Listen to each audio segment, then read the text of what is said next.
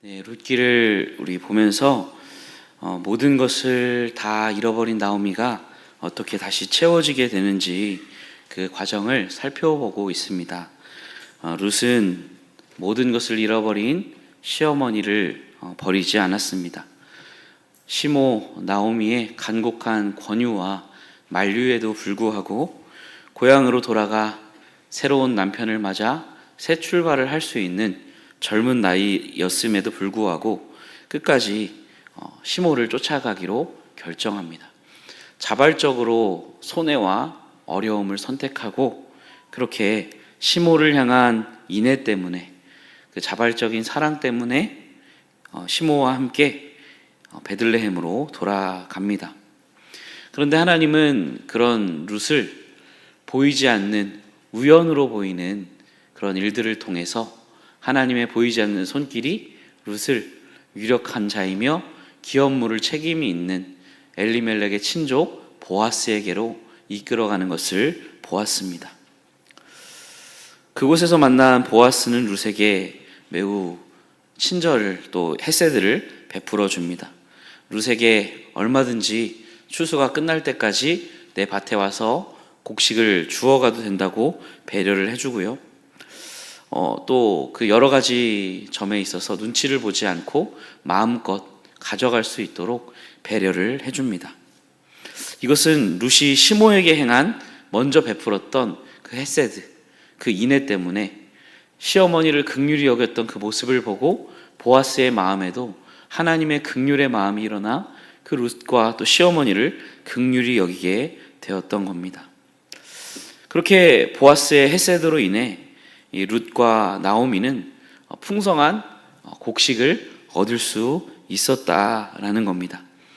2장 23절에 보면 룻은 보리 추수와 밀 추수를 마치기까지 이삭을 주었다, 이렇게 나옵니다.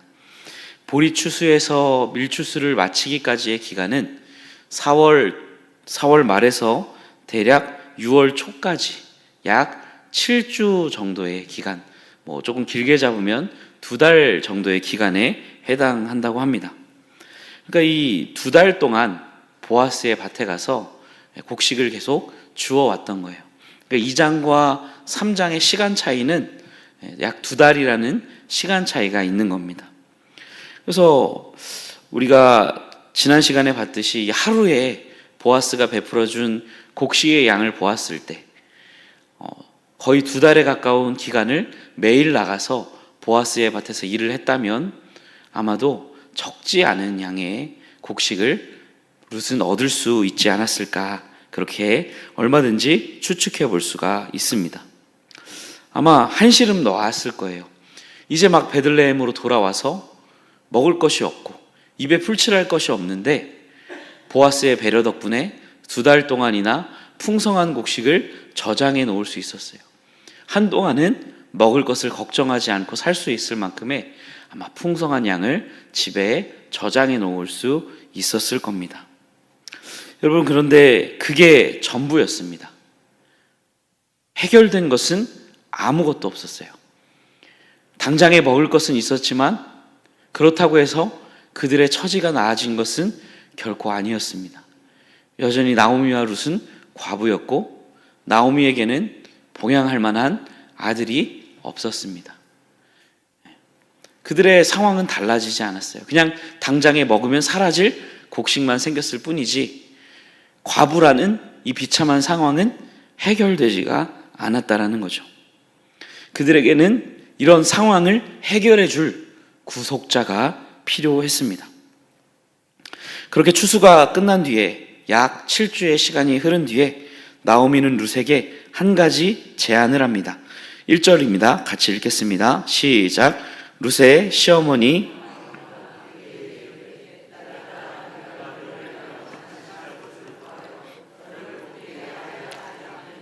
아멘. 나오미는 룻에게 안식할 곳을 구하여 너를 복되게 하여야 하지 않겠느냐, 안식할 곳을 구하여야 하지 않겠느냐 라고 묻고 있습니다. 이건 이제 물음이라기보다는 구해야 된다, 그런 이야기겠죠. 물론 나오미는 진심으로 이 며느리 룻의 안식을 바랐던 거예요. 물론 이 안에는 룻이 보아스와 결혼을 하게 되면 자신에게도 이렇게 그 보아스의 역할을 통해 자신의 그 어려운 처지도 해결될 수 있다는 기대도 분명히 있었을 겁니다. 그렇지만 그게 먼저는 아니었다는 거예요. 먼저는 룻의 안식, 룻의 안위가 시어머니에게는 먼저였다는 거죠. 이 말씀에 보면 내 딸아라고 부릅니다. 딸 같은 며느리라는 말이 있지만 실제로 그런 모습을 보기는 쉽지 않은데 여기서 나오미는 룻에게 내 딸아 이렇게 정말로 진심으로 부르고 있어요. 그리고 정말로 내 안위보다 이 아이가 이 젊은 나이에 나를 따라온 아이가 안식할 곳을 가정에 들어가 좀 안식을 누릴 수 있었으면 좋겠다. 그런 간절한 바람이 있었던 겁니다. 이게 나오미의 진심이라는 것을 어떻게 알 수 있냐면요, 1장에 보면 알 수 있어요. 1장에 보면 나오미는 자신을 따라오는 며느리들에게 고향으로 돌아가라고 하면서 뭐라고 이야기하나요? 1장 9절입니다. 여호와께서 너희에게 허락하사 각기 남편의 집에서 위로를 받게 하시기를 원하노라 하고, 여기서 위로를 받게 하시기를 원하노라 할 때 이 위로가 메누하라는 말인데요, 이게 오늘 여기 본문에 나온 안식이라는 말과 같은 어원의 단어입니다. 그러니까 너희가 남편의 집에 돌아가 안식을 얻었으면 좋겠다. 그러니까 쫓아오기 전부터 이 어머니는 나 쫓아오지 말고 너네 돌아가서 안식을 얻었으면 좋겠어 라고 말했던 나오미라는 거예요. 그러니까 이제 지금 이곳에 와서 정신을 차리고 보니 이 룻에게 안식이 없는 겁니다. 이 2달 동안 얼마나 고생을 했겠어요. 그 2장 말씀에도 보면 아침에서 와서 잠깐 쉰 외에 쉬지 않고 계속 일을 합니다 라고 말하잖아요, 종들이. 그러니까 룻에게는 안식이 없는 거예요. 쉴 수가 없는 거예요. 그런 룻을 보니 나오미의 마음에 안식을 주고 싶다, 그런 마음이 들었던 것이죠. 그냥 곡식을 얻는 것만으로는 여러분 안식을 얻을 수가 없었다는 겁니다. 당장에 먹고 살 걱정은 덜었습니다. 한시름 놓은 것은 사실입니다. 그러나 여전히 변하지 않는 것, 룻에게는 안식처가 없었다는 사실이에요. 나오미는 룻이 안식할 곳을 얻기를, 이 근본적인 문제, 그냥 표면적인 문제가 아니고요, 이 근본적인 그 깊은 문제가 해결되기를 바랐다는 거죠. 그래서 나오미는 이런 제안을 합니다. 우리 3절 4절인데요, 같이 한번 읽어보겠습니다. 3절 4절입니다. 시작. 그런즉 너는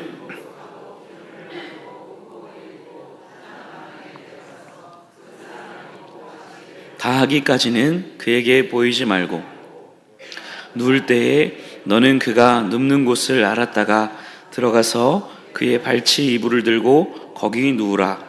그가 내 할 일을 내게 알게 하리라 하니. 때는 이제 추수를 다 마쳤고요, 타작을 할 때가 되었습니다. 나오미는 어떻게 하라고 하나요? 목욕을 하래요. 그리고 기름을 바르라고 합니다. 기름은 향기 나는 기름이에요. 향수 같은 거죠. 향기 나는 기름을 바르고 옷을 입으라고 말합니다.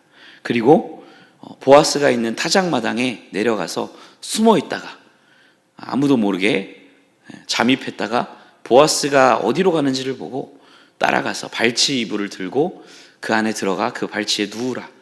아마도 당시에는 이 이불이라기보다는 겉옷을 이불처럼 썼기 때문에 아마 겉옷을 넣고 잤을 텐데 그 겉옷으로 들어가라 했던 것으로 보입니다. 여러분, 이 목욕을 하고 기름을 바르고 옷을 입으라는 것은 어떤 뜻일까요? 신부처럼, 프로포즈잖아요, 오늘 제목이. 프로포즈. 그러니까 예쁘게 꽃단장하고 그렇게 가라는 이야기일까요? 그런 이야기는 아닙니다.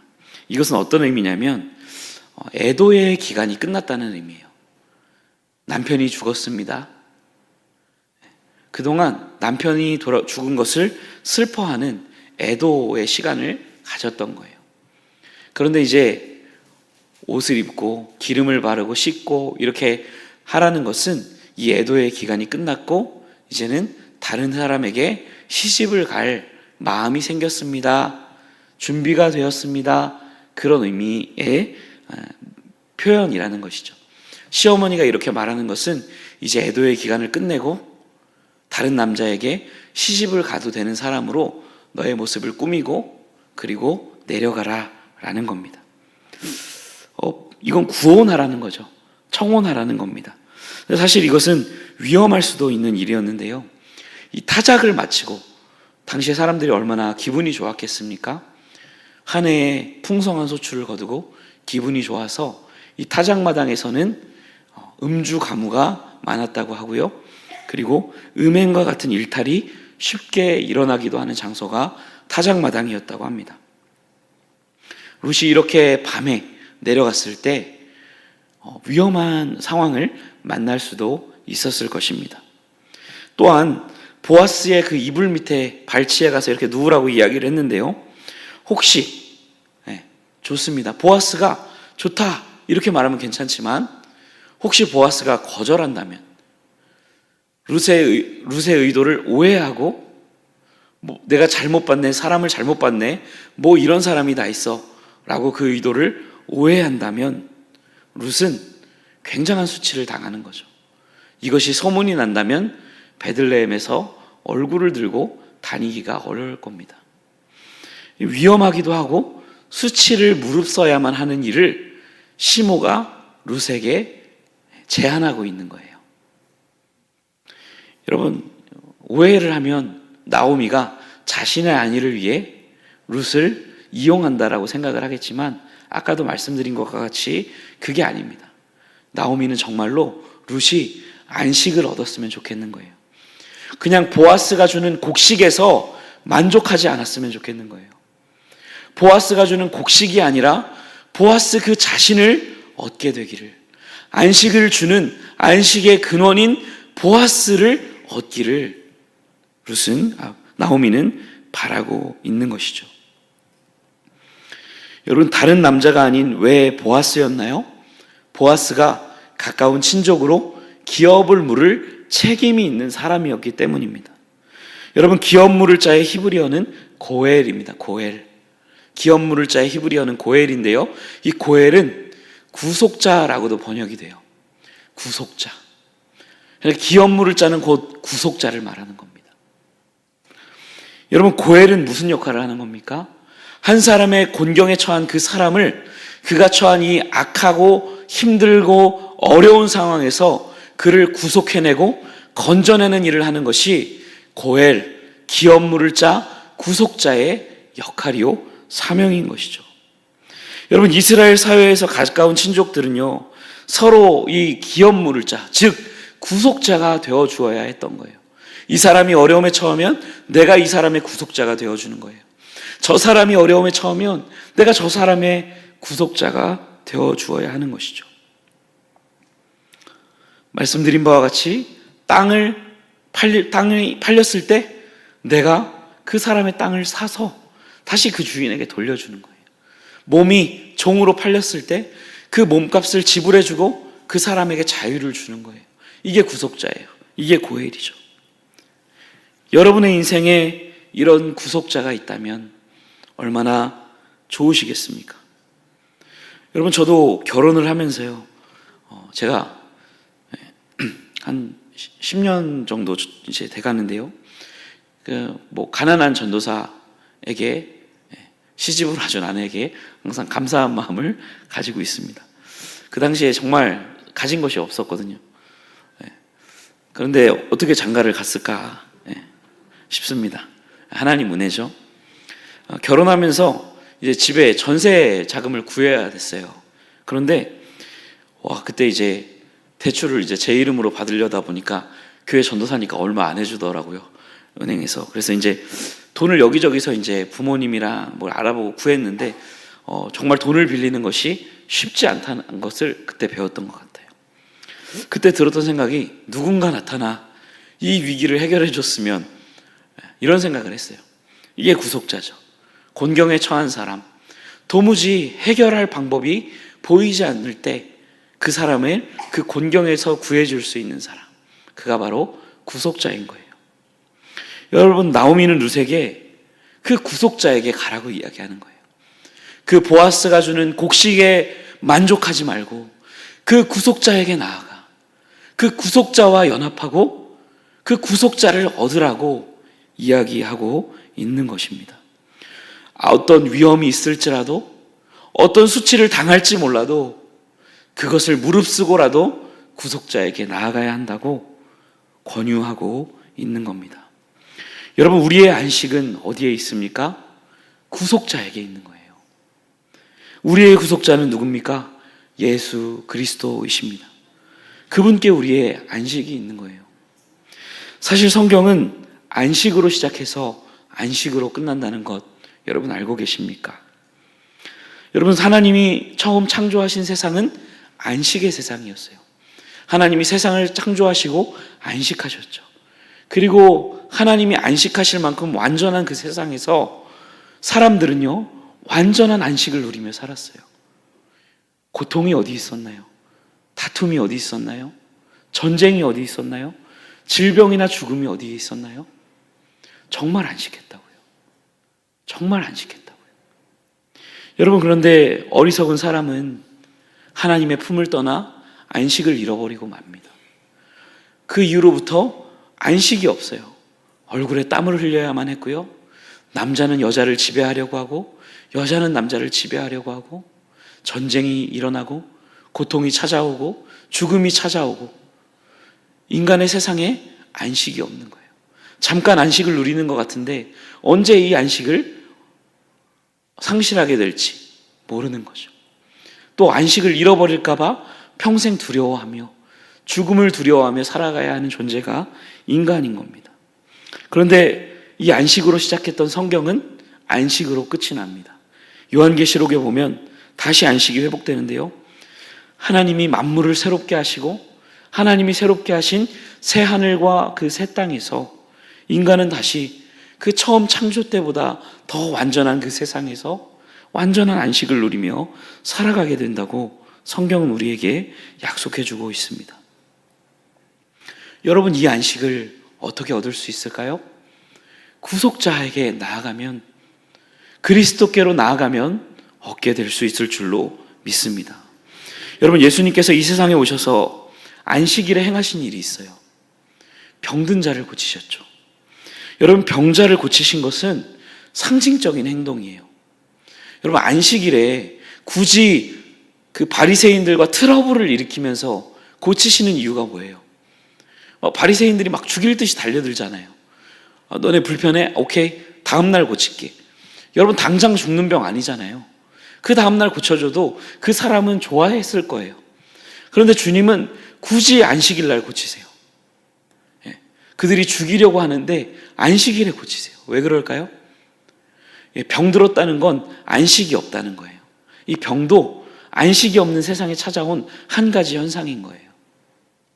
그런데 안식일에 안식의 주인이신 예수님이 안식이 없는 병든 자를 그 병들매서 해방시켜 주시는 거예요. 그에게 안식을 주시는 거예요. 그러면서 사람들에게 보여주시는 거예요. 내가 안식의 주인이다. 내가 너희들에게 안식을 주는 메시아다. 사람들에게 보여주시는 거예요. 여러분, 안식은 그리스도께 있는 거예요. 안식은 값싼 양식을 얻었다고 해서 안식이 주어지는 것이 아니에요. 보리 몇 대를 얻었다고 해서 몇 달, 몇 년 먹고 살 양식을 쌓아놨다고 해서 그 인생에 안식이 없었던 것처럼, 룻과 나오미의 인생에 풍성한 곡식이 안식을 주지 못했던 것처럼, 안식은 구속자에게 나아갈 때 얻을 수 있는 것입니다. 여러분, 세상에 많은 이들이 자꾸 사라지는 것에서 안식을 구해요. 그리스도께 나아가야 안식이 있는데 그것이 아니고 안식을 주지 못하는 것에서 가령 세상의 부요함이나 성공과 같은 것들, 그런 것에서 안식을 얻으려고 하고 있다는 거죠. 우리는 거기에 만족하면 안 될 줄로 믿습니다. 여러분, 거기에는 안식이 없어요. 거기에는 안식이 없어요. 잠깐 풍요롭게 살 수 있겠죠. 남들보다 조금 더 많은 것을 누리며 살 수 있겠죠. 하지만 그것은 안식이 아니에요. 언제든지 잃어버릴 수 있는 것들이죠. 여러분, 나오미를 보십시오. 룻에게 말합니다. 안식을 곳을 얻기 위하여, 안식할 곳을 구하여 너를 복되게 해야 하지 않겠느냐. 너 이대로 만족할래? 너 안식할 곳으로 가야 하지 않겠어? 루사, 우리는 여기서 만족할 수 없어. 여기엔 안식이 없단다. 구속자에게 나아가거라. 이렇게 말하고 있는 것입니다. 여러분, 참된 안식을 주시는 그분을 구하시기 바랍니다. 그분이 주시는 선물 말고요. 우리는 그분께 나아가야 하고 그분을 굳게 붙들어야 할 줄로 믿습니다. 여러분, 룻은 위험과 수치를 무릅쓰고 이 구속자가 되는 보아스에게로 나아갑니다. 그리고 시어머니의 말에 모두 다 순종하여 그 수치를 무릅쓰고, 보아스가 뭐라고 대답할지도 모르는데 그 발치 이불을 들고 가서 그 젊은 처녀는 아니죠, 젊은 처자가 발치 아래에 눕습니다. 밤중에 뒤척이다가 놀래서 잠에 깬 보아스가 여인에게 이렇게 묻습니다. 너는 누구냐? 그러자 룻이 이렇게 대답합니다. 우리 9절 같이 한번 읽어보겠습니다. 시작. 이르되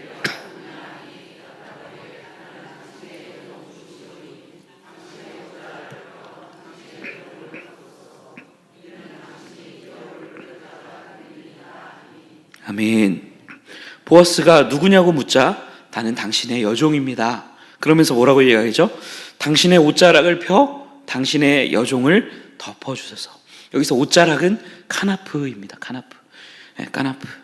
당신의 옷자락으로 나를 덮어주소서. 이제 이 카나프는 날개로도 번역되는 단어예요. 그러니까 룻은 보아스에게 당신의 옷자락으로 나를 덮어주세요, 혹은 당신의 날개로 나를 덮어주세요, 이렇게 이야기한 거예요.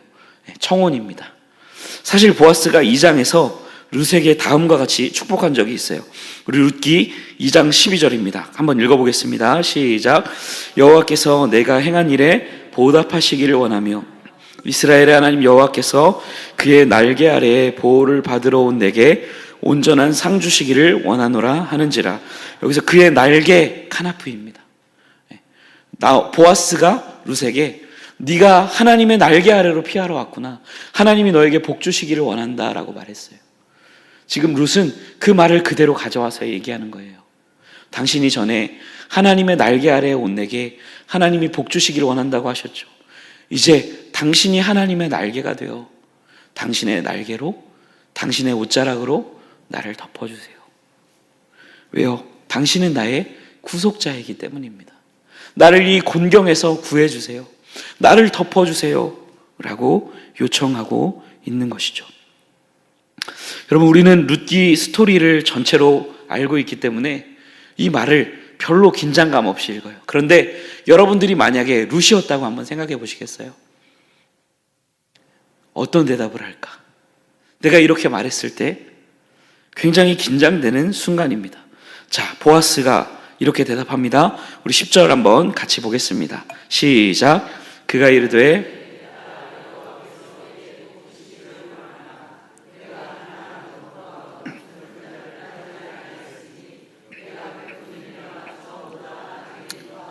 아멘.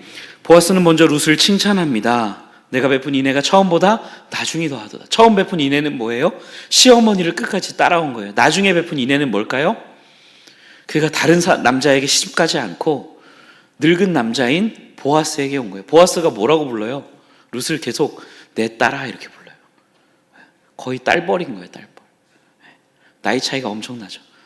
보아스는 나이가 많은 사람이었고 룻은 굉장히 젊은 사람이었다고요. 그런데 이 룻은 얼마든지 다른데 시집 갈 수 있거든요. 남편이 죽었잖아요. 다른 데로 가도 룻은 음행을 하는 게 아니에요. 얼마든지 갈 수 있는 거예요. 그런데 그렇게 하지 않고 이 보아스, 기업물을 그 시어머니 남편의 가까운 친족인 보아스에게 청혼을 한다는 건 뭐냐면 이 시어머니의 가정을 지키겠다는 거거든요. 그 가정의 후사를 얻어서 그 가정의 대가 끊어지지 않게 하고 그 가정을 유지시키겠다는 거거든요. 이렇게 하는 건 굉장한 인애인 것이죠. 그런 모습을 칭찬하면서 11절에 이렇게 말합니다. 그리고 이제 내 딸아 두려워하지 말라. 내가 내 말대로 내게 다 행하리라. 내가 현숙한 여자인 줄을 나의 성읍 백성이 다 아느니라. 내가 내 말대로 다 행하리라. 내가 너를 날개 아래에 덮어주리라. 이것이 구속자의 대답이었어요. 내가 너를 내 날개 아래에 품어줄게. 너의 어려움을 내가 다 덮어줄게. 다 막아줄게. 라고 이야기하는 거죠. 그런데 한 가지 문제가 있습니다. 보아스보다 더 그 책임을 이행할 가까운 사람이 있다는 게, 그게 문제였어요. 하지만 보아스는 13절에 이렇게 말합니다. 같이 한번 13절 같이 읽어보겠습니다. 시작. 이 밤에 여기서 머무르라. 아침에 책임을 내게 이행하려 하면 좋으니 그가 그 기업 물을 자의 책임을 내게 이행하기를 기뻐하지 아니하면 여호와께서 살아계심을 두고 맹세하노니 내가 기업 물을 자의 책임을 내게 이행하리라 하는지라. 아멘. 무슨 말인가요? 더 가까운 사람, 먼저 책임을 져야 하는 의무가 있는 사람이 있대요. 근데 그 사람이 하면 그 사람에게 맡기겠대요. 근데 그 사람이 싫다고 해도 걱정하지 말라는 거예요. 그 사람이 싫다고 하면 내가 할 테니까 걱정하지 마. 근데 이 말을 한번 잘 보세요. 내가 기업 물을 자의 책임을 내게 이행하리라. 이 말을 바꾸면 무슨 말이냐면 내가 너를 구속하리라, 이 말이에요. 내가 너를 구속해 줄게. 내가 반드시 너를 그 곤경에서 구해 줄게 라는 이야기입니다. 그리고 보아스는 아침에 사람이 알아보기 어려울 때 룻을 보내는 거예요. 왜 알아보기 어려울 때 보냈을까요? 이게 혹시 소문이 나면 먼저 책임을 져야 하는 사람에게 룻이 수치를 당할 수도 있거든요. 그러니까 알아보기 어려울 때 보냅니다. 그리고 그냥 보내지 않고 6번 보리를 되어주며 뭐라고 이야기하나요? 빈손으로 시어머니에게 가지 말라고 얘기해요. 여러분, 이것은 약속이에요, 약속. 빈손으로 가지 말라는 건 뭐냐면 내가 약속한 것을 지키겠다는 거예요. 너희 가정에 그 텅 비고 모든 것을 상실한 너희 가정을 그 상태로 내버려 두지 않겠다는 약속의 징표인 겁니다. 보리를 되어주고 빈손으로 가지 마. 내가 너희를 빈 상태로 내어버리지 않겠다라고 약속하며 보내줍니다. 이 모든 이야기를 듣게 된 나오미는 이렇게 말합니다. 18절입니다. 이에 시어머니가 이르되 내 딸아 이 사건이 어떻게 될지 알기까지 앉아 있으라. 그 사람이 오늘 이 일을 성취하기 전에는 쉬지 아니하리라 하니라. 아멘. 쉬지 아니하리라. 그가 이 일을 이루기까지 쉬지 아니하리라. 그럼 다음 주 4장에서 우리가 보겠지만 내가 너를 구속해 줄게. 내가 너를 곤경에서 구해 줄게. 내가 내 날개로 너를 덮어 줄게 라고 약속했던 보아스는 이 일을 이루기까지 정말로 쉬지 않아요. 여러분, 하나님은 우리에게 말씀하십니다. 내가 너를 구속하리라. 내가 너를 구원하리라. 약속하신 하나님은 이 일을 이루기까지 결코 쉬지 않으시는 하나님이신 줄로 믿습니다. 우리 예수님께서 안식일에 병자를 고치신 뒤에 막 유대인들이 예수님을 비난했어요. 그때 예수님께서 이렇게 말씀하셨어요. 요한복음 5장 17절 우리 같이 한번 읽어보겠습니다. 시작. 예수께서 그들에게 이르시되 내 아버지께서 이제까지 일하시니 나도 일한다 하시며. 아멘. 아멘입니다. 여러분, 우리 예수님은 쉬지 않으세요. 내가 너희에게 안식을 주기 위해 하나님이 지금도 일하고 계신데 내가 어떻게 쉴 수 있겠느냐. 너희에게 안식을 주기까지 아버지께서 일하고 계시고 나도 일한다 라고 말씀하십니다. 삼위일체 하나님은 우리 구원을 완성하는 그날까지 결코 쉬지 않으실 줄로 믿습니다. 여러분, 우리는 예수 그리스도 그분의 십자가로 이미 안식을 얻은 자들이에요. 왜 그런가요? 여러분, 안식이 왜 사라졌어요? 죄 때문에 사라진 거예요. 안식은 죄 때문에 사라진 겁니다. 그러므로 안식을 회복하는 건 돈을 갖는 것이 아니고요, 성공하는 것이 아니고요, 이 죄의 문제를 해결해야 안식이 회복되는 것이거든요. 근데 예수님께서 십자가에서 이 죄의 문제를 근본적으로 해결하심으로 우리에게 안식에 들어갈 수 있는 길을 열어주신 거죠. 그러나 여러분, 우리의 안식은 아직 온전히 이루어진 것이 아닙니다. 히브리서 저자는 이렇게 말합니다. 히브리서 4장 9절. 그런즉 안식할 때가 하나님의 백성에게 남아있도다. 아직 우리는 완전한 안식에 들어간 게 아니에요. 여러분 안식하고 계신가요? 우리에게 안식일을 주신 이유가 뭐죠? 하나님이 주신 안식을 땅에서 맛보는 거예요. 우리는 맛볼 수는 있어요. 천국을 맛볼 수는 있어요. 그렇지만 우리는 완전한 그 안식의 나라에 들어가지는 못했어요. 안식에 들어갈 때가 우리는 남아있는 거죠. 우리가 하나님 나라가 완성되고 그 나라에 들어가는 그날 우리는 완전한 안식을 맛보게 될 겁니다. 히브리서 저자의 말대로 우리가 해야 할 일이 있어요. 히브리서 4장 11절 같이 한번 읽어볼까요? 시작. 그러므로 우리가 저 안식에 들어가기를 힘쓸지니 이는 누구든지 저 순종하지 아니하는 본에 빠지지 않게 하려 함이라. 이게 무슨 말이냐면 히브리서 4장에 보면 이스라엘 백성들이 불순종했거든요. 그래서 안식에 못 들어갔다고 해요. 그들에게 안식에 들어갈 약속이 있었거든요. 근데 그들이 불순종했어요. 그래서 안식에 못 들어가는 자들이 있었다는 거죠. 그래서 경고하는 그 맥락입니다. 그래서 우리는 안식에 들어갈 때까지 우리의 믿음을 지켜야 된다는 거예요. 예수님을 떠나면 안 된다는 이야기를 하는 겁니다. 그런데 여러분, 우리가 잊지 말아야 할 한 가지가 더 있어요. 뭐냐면 우리가 해야 할 노력이 있어요. 우리 믿음을 지키기 위해 우리는 몸부림을 쳐야 할 책임과 노력이 있습니다. 그런데 잊지 말아야 할 한 가지는 뭐냐면 우리가 안식에 들어가기까지 우리를 위하여 쉬지 않고 계신 하나님이 우리를 위하여 역사하고 계신다는 것을 우리는 잊지 말아야 해요. 우리가 끝까지 주님을 떠나지 않도록, 우리가 믿음을 잃지 않도록 우리가 노력하지만 우리가 믿음을 잃지 않도록 우리를 붙드시고 그러한 노력을 지속해 갈 수 있도록 우리에게 역사하고 계신 하나님이 계시다는 것을 여러분 잊지 마시기를 바랍니다.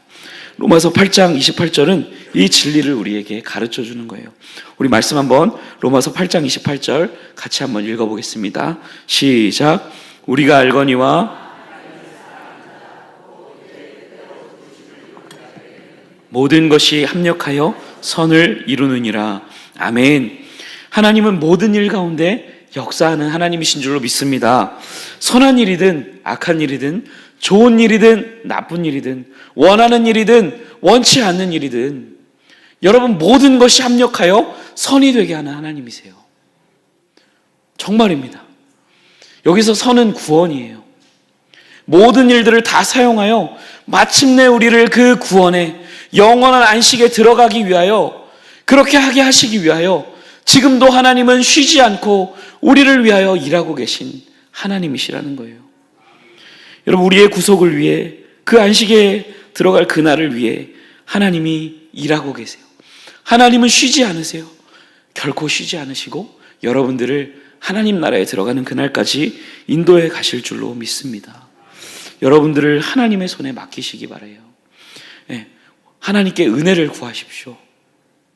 하나님 나라에 들어갈 때까지 내가 이 믿음을 떠나지 않도록, 나의 구속자 되신 그리스도를 버리지 않도록, 그냥 세상의 값싼 그 안식의 그림자에 불과한 그런 것들에 만족함으로 거기에 빠져 살다가 그리스도를, 구속자를 잃어버리는 일이 없게 하여 달라고, 나를 위해 하나님 끝없이 일하여 주시고 나의 모든 일들을 사용하셔서 내가 정신 바짝 들게 역사하여 주셔서 주님을 떠나지 않고 그 안식에 들어갈 수 있도록 인도하여 달라고 하나님께 은혜 구하시는 여러분들 되시기를 바랍니다. 말씀을 정리하겠습니다. 우리는 오늘 말씀을 통해 룻의 구속자 보아스의 모습 속에서 우리의 구속자 예수 그리스도의 그림자를 본 거예요. 룻과 나오미의 소망이 구속자 보아스에게 있었듯이 우리의 소망은 우리의 구속자 되신 예수 그리스도께 있는 것입니다. 위험을 무릅쓰고 수치를 무릅쓰고 안식을 구하기 위하여 보아스에게 갔더니 보아스가 안식을 주기까지 쉬지 않았던 것처럼 여러분 안식 없는 세상에서 불안하고 두렵고 잃어버릴까봐, 그렇죠? 이 지금의 평안한 삶을 잃어버릴까봐, 건강을 잃어버릴까봐 두려워할 수밖에 없는 안식 없는 이 세상에서 참된 안식을 주실 수 있는 그리스도께 나아가시는 여러분들 되시기를 우리 주님의 이름으로 축원드립니다.